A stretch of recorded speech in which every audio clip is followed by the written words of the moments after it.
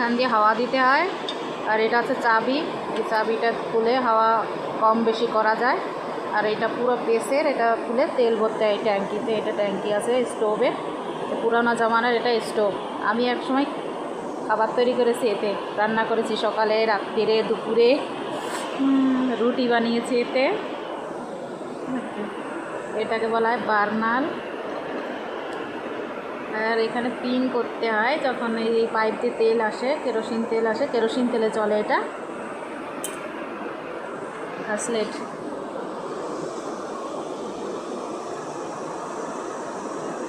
তাই এটা আর ঘরে রাখবো না, এটা ভাবছি কাওয়াড়িওয়ালাকে দিয়ে দেব। তাই ভাবলাম একটা ভিডিও করে রাখি, স্মৃতি হিসাবে থাকবে। তাই